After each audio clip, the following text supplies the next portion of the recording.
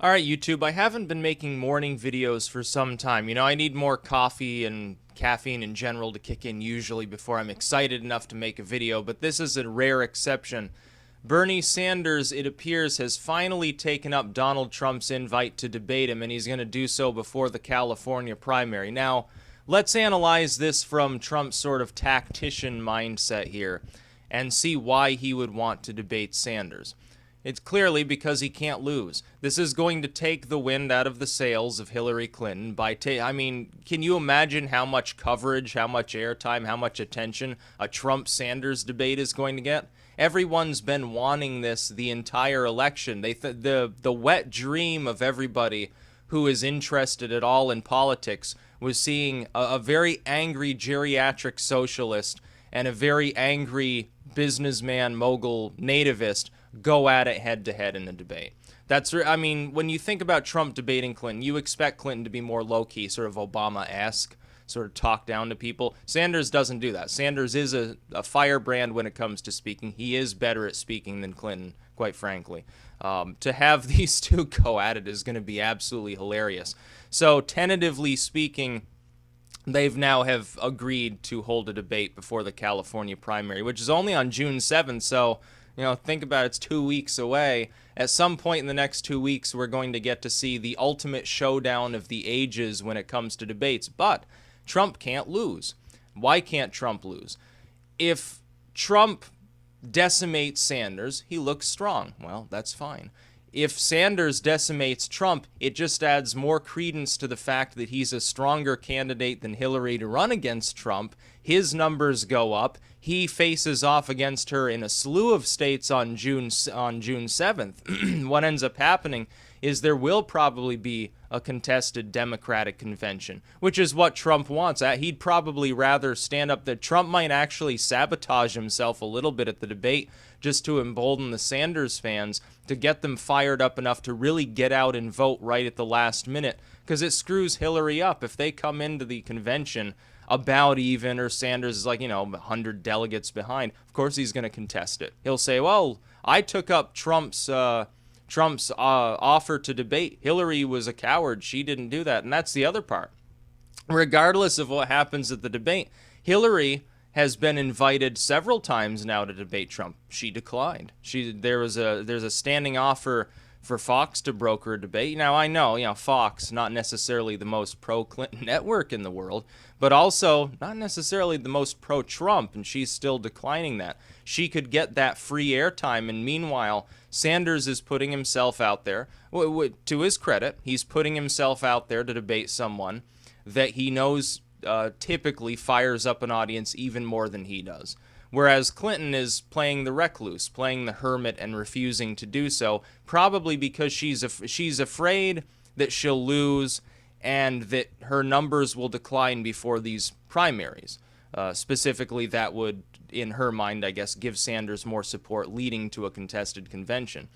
But now it's out of her hands because Sanders has already taken up the offer, and if he does well, it's probably going to have the same end result. Trump must be laughing right now. That's exactly what he's doing. But I will say this. Even if I wouldn't support Sanders because of his economic policy, I'm going to enjoy watching him and Trump debate. It's going to be absolutely fucking hilarious. I can assure you of that. It's going to be one for the ages. It won't be some lukewarm debate. Like, you remember the first, Romney-Obama debate, where Romney sort of just sat there and boringly ranted about his policies and how somehow they were different from Obama's. And Obama was really low-key, and he just sort of sat there and mumbled to people. And it was lacking all energy. It wasn't exciting. It was boring to watch. Ultimately, there were a few quips thereafter. I remember the horses and bayonets and stuff like that. It was binders full of women. Those were kind of funny at the time, but it wasn't very exciting. Nobody tuned in and got a thing of popcorn. They just sort of tuned in and then tuned it out while they were doing other things and tweeting about it. I don't think that'll be the case with this debate. If it goes forward, which I assume it will. Sanders has said game on. Trump has had the invitation out for a while. Yeah, it's going to be good. This is what everybody wanted to begin with. Early on in the race, some people spoke of And this is both, Sanders fans, people who are socialists, people who are, further left, and Trump fans, like the most hardened nativist wearing the MAGA hat. Everybody wanted to see Trump and Sanders go at it. They said, it'd be great. It'd be so much better than watching him debate, Clinton, who's kind of boring, and we already know what she believes, and we already know what she's going to say, how she's going to say it. It's going to be low energy, quite literally, like far lower energy than Jeb Bush. Jeb Bush at least could get it up at a couple of the latter day debates, and at least was kind of funny to listen to, and it was always funny when he was in the campaign making a mockery of himself. Clinton doesn't do that. She just sort of struggles along boringly and is having great difficulty dealing with somebody who I mean, come on, he's a fucking socialist and she can't even beat him. After this, she might not beat him. This could actually be sort of the magic bullet that kills her campaign, causes a contested convention in which, yes, Sanders could indeed, in theory, get enough superdelegates over to his side. I'm not going to expect that. I'm operating from the premise that in the debate, nothing substantial changes other than Sanders edges out Clinton a little bit more in some of these latter states. But he will have more support as the result of taking up this offer, not looking a coward, looking like he's actually participating in the political process. One thing you have to understand about Sanders fans, they count on him to believe in the people, to believe in the civic process. Hillary's fans do not. Hillary's fans are like, oh, well, Madam Hillary, of course I'm going to vote for her. She's a Clinton, so magically things will go back to like they were in the 90s, which was supposedly some great time, even though Bubba Bill helped foster an atmosphere of general insanity.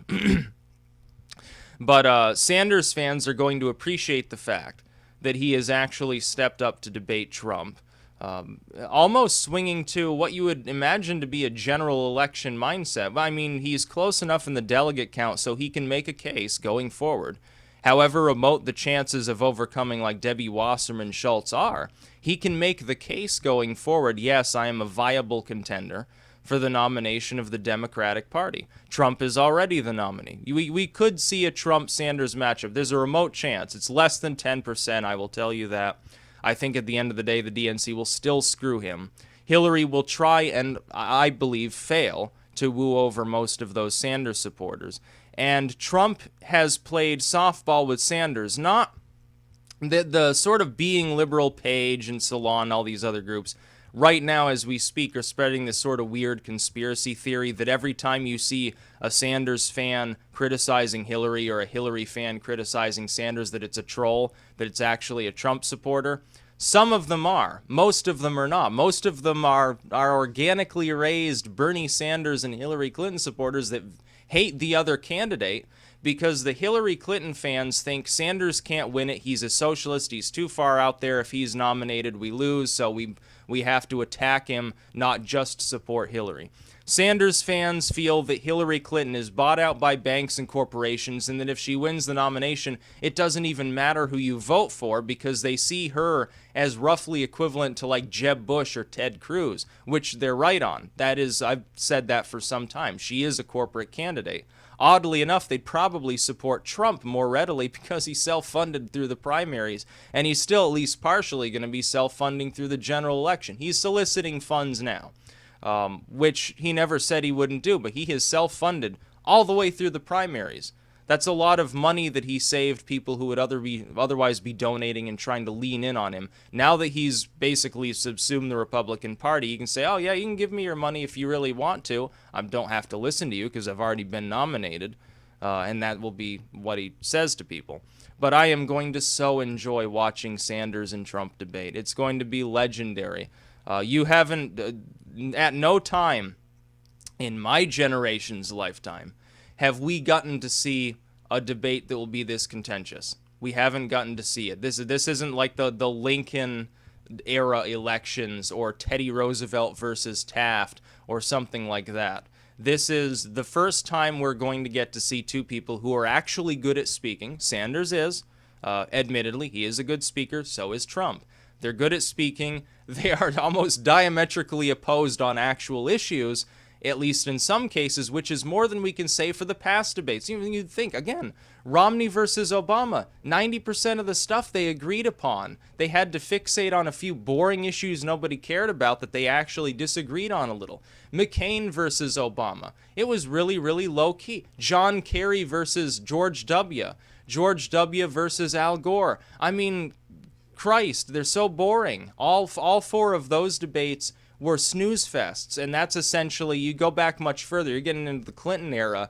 A lot of people from my generation weren't really politically aware or really didn't care at the time. It was kind of a foregone conclusion that Bubba Bill was going to win. Now we have Bubba Bill like spending half an hour debating Bernie Sanders supporters and stuff. It's falling apart in the Clinton camp. Her campaign is severely suffering right now. The only thing I think that's going to help her is that for a while she wasn't suffering as much. People felt she was inevitable, and so at the end of the day she'll have a lead in delegates. But that doesn't bode well for her in the general election. It's not like the fact that the wagon she's trying to ride into the White House is missing a wheel and an axle.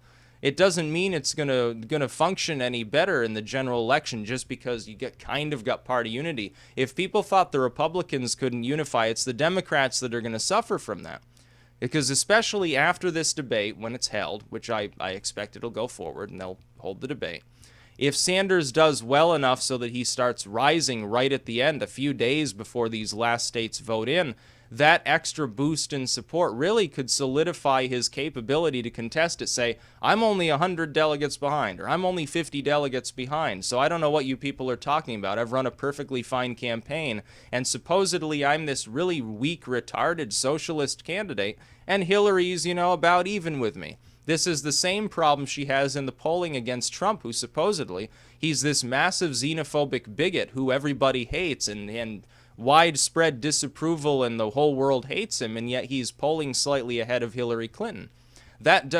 Sanders beats him out handily. Now, part of that is the result of the fact that he has not faced significant fire from the Hillary camp. A little bit here and there, but I mean, really, the things that she says when she tries to criticize him, she hurts herself more than she hurts Sanders. So Sanders is somewhat of an untarnished figure. He's a likable individual, not necessarily when he gets ranting about stuff, but in general, he's felt to be more likable than Hillary. So his numbers are higher. If he hit a general election, if he did get nominated, his numbers would fall somewhat. I still think Trump would beat him out. I think it'd be closer. I think he'd do better against Trump than Hillary Clinton would. I think Hillary Clinton's cruising for a bruising, let's face it. I think she's going to get absolutely ass-blasted in the general election.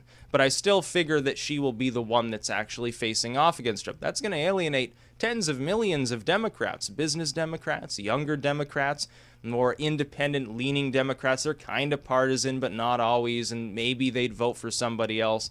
Third-party membership will continue to rise. It's going to be great. This is a great election so far. I mean, it's already more exciting than the last four that we've had, and it's getting more exciting by the day. This just seals the deal. This is going to be great. So I'm going to enjoy watching Sanders and Trump square off, and you should spread the message around. This is what we've all been waiting for. This is what everybody said that they wanted to see. They want to see Trump with full nativistic bloodlust bash the Reds, and they want to see Bernie Sanders with the banner of socialism and a fist raised up to the sky, trying to fight off this horrible xenophobe or whatever. Everybody wants it. Sanders fans, Trump's fans, everybody. Every single goddamn person is going to be excited to see this. It'll be like the highest rated debate in political history in the United States, probably. And it's not even technically a general election debate. It's just a privately agreed upon venue between the presumptive Republican nominee and somebody who probably at the end of the day won't even be the Democratic nominee. And it really screws Hillary. That makes it even better. That's just the cherry on top. That's about all. Peace out.